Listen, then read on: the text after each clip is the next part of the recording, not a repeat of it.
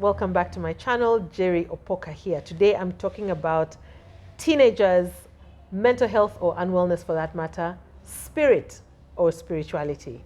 How do these come together and how do they affect our teenagers? We are spirit beings having a spiritual experience in a physical body. What does that mean for them? A few years ago, I was doing some research on addiction amongst teenagers for a presentation I was going to make, and I found something really interesting. According to WHO, by the age of 14, 50% of all mental health problems or conditions have already come up to the surface. I thought this is very, very interesting. What is happening when a child is 14? Because we've had so many parents saying, oh my God, how is your teenager? Or my teenager is this, that, and the other. My teenager is so difficult. Oh, life with a teenager, and so on and so forth. But while this is showing up at the age of 14, they turned into teenagers at the age of 13, which meant that they had a whole year or round about a year of difficulty before somebody said, let's go and see a doctor, or let's go and understand what's going on, because they're thinking what the child is presenting with is a bit too much to just be brushed under the carpet as teenage issues. So let's look at the transition from childhood to the teen years. When a child is 12, we're happy that very soon we're going to have a teenager in the house, and when they do the transition, we celebrate that big move. But while we appreciate the physical changes that this child is going through, from the growing breasts to pubic hair to voices breaking and so on and so forth, we understand that, but we fail to see that this child is not the same also on a spirit level. That the child we're dealing with at 12 is no longer the same child at 13. And because we do not understand that, or we do not put that into consideration when we're dealing with them, we think they should be doing things the same way, and yet now the conflict starts. You tell them to do something, or you tell them not to do something, or you're trying to explain something. They're very argumentative. They have to put in their 2 cents. That is because 100% that spirit, the child has now moved to a different level in terms of where their spirit is. They see the world differently, they appreciate life differently, but we as the parents, as the adult around them, are not cognizant of that fact. We can only see the physical changes, and we like to attribute a lot of their challenges to the physical changes, but we never really think about what is happening to them on a spirit level. Now, when a child is coming from the younger years into teenage, they carry with them certain experiences that they go through in their formative years, the years that form who the child is eventually going to become. And when they come into teen years, they literally are detaching from their parents as the end-all and be-all, and they're now starting to look towards the world in preparation for when they become full adults and have to walk their own individual paths. They still have us as parents to guide them, but they're starting to detach. Now, whatever it is that they have picked up in those years, in those earlier years, that the things that are going to form who they are in their older years, those experiences are going to start taking shape when they turn 13.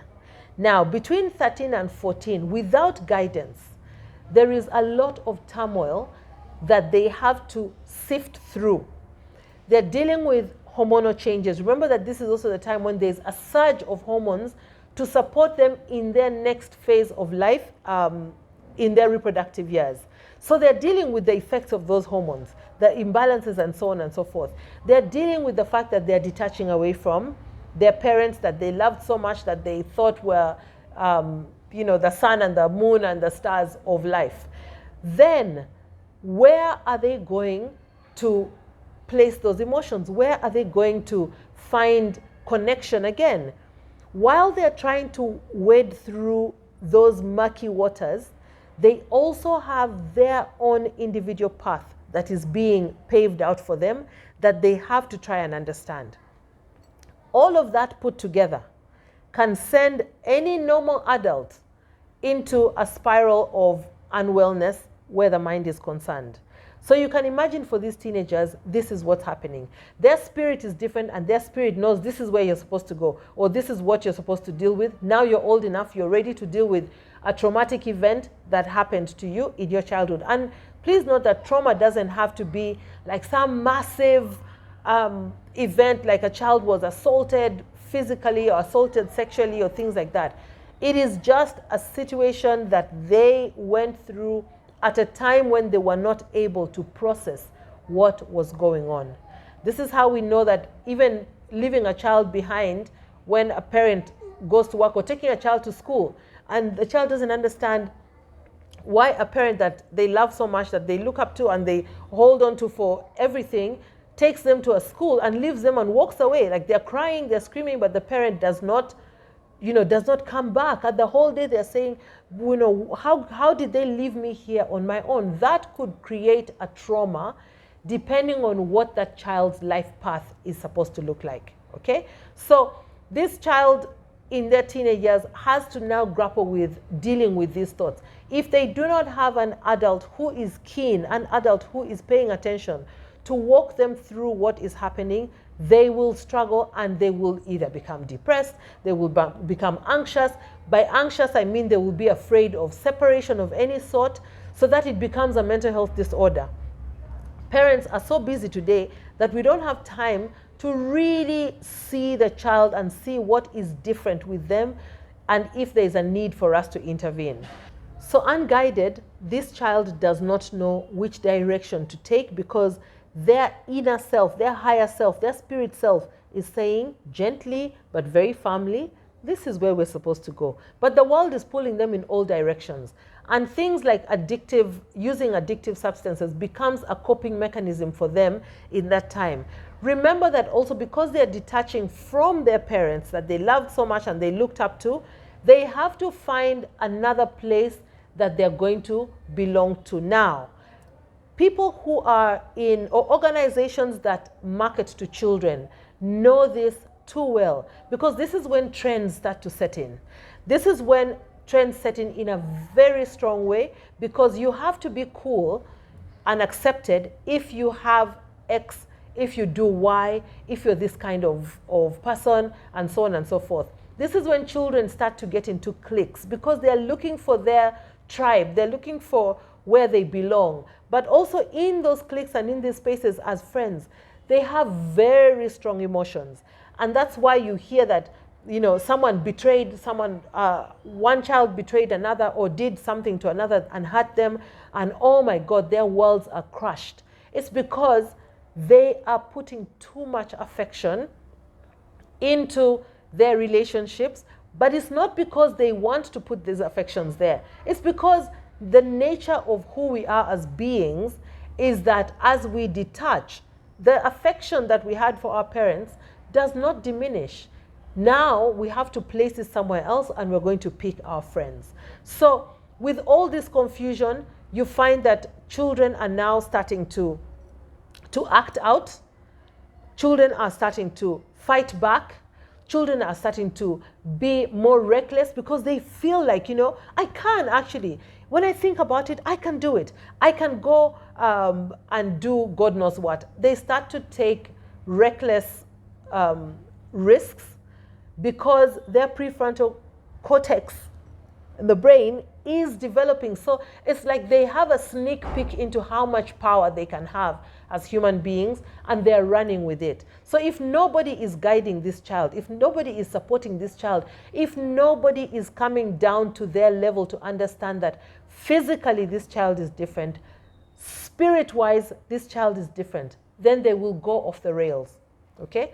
They will go off, and they are at such a special place that they are very easily influenced. So while they're consuming substances that are not, while they're consuming substances or engaging in acts that are going to make them get addicted, these addictions or these dopamine releases take them to a higher place, where they now are open on a spirit level to other entities that are looking for host bodies, so that they can start latching onto these children.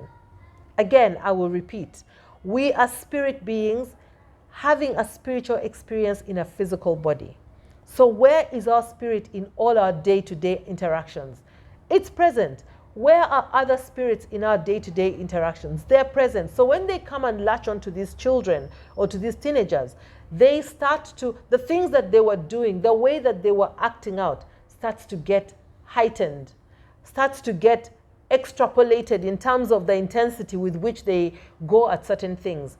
And because they do not have people to talk to about the added confusion, they follow groups that are doing these things. They follow trends that are driving them into behaviors that are going to allow them to be accepted into cliques. Then we start to lose them. Now, as parents, instead of trying to understand what's going on, understandably, because nobody is telling us what is going on, parents are going to, in a bid to nip this in the bud, you're going to come down hard on this child without understanding the turmoil that they have to deal with.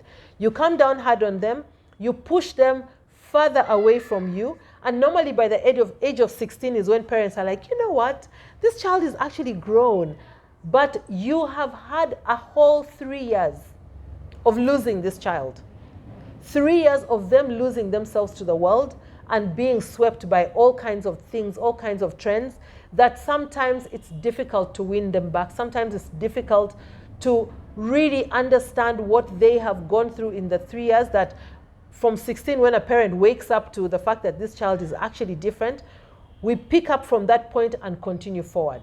So at the age of 24, 26, 28, when they're really now starting to show that they have difficulty coping with life stresses, when as therapists, as counselors, we're dealing with these children, you find that their troubles started somewhere at about 14 years. That's when they recognize, or that's when they remember that their challenges were at their height.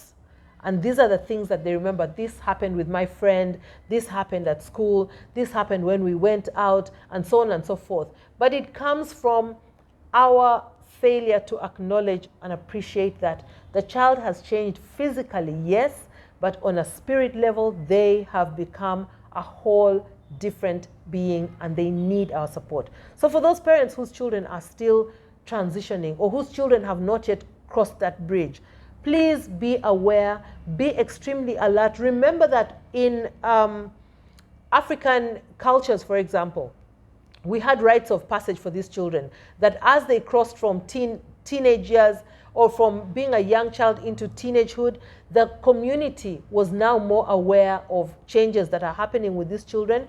If they presented with mental health challenges, they were actually taken in and checked. Is it just the transition to teenage that they're struggling with, or do they also have spiritual gifts?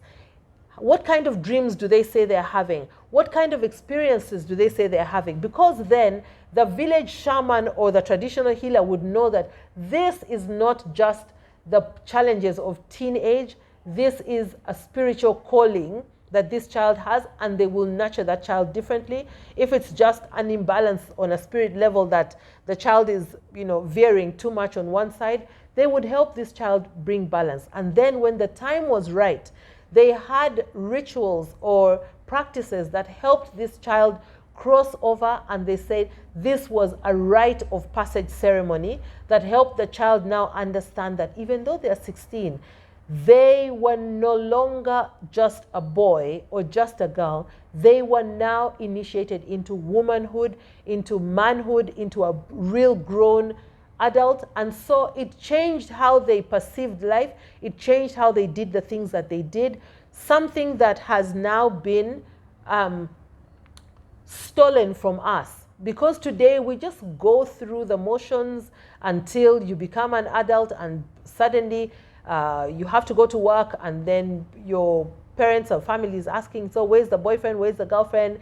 It's time to get married. But no one is doing the proper initiations so that children understand. So if your children have gone past this age, it's still important to also sit down and talk to them and really take the time to understand them, understand what that season was like for them, so that if there's anything that they're struggling with, this becomes a good time for them to speak up, and for us as parents to start to work with them to, understand what's going on, work with mental health practitioners to also understand, but also allow yourselves from a spirit perspective, from your higher self, to understand what could have happened and how, as a parent, you can support this child so that they can live life to the fullest in the best possible way. Thank you.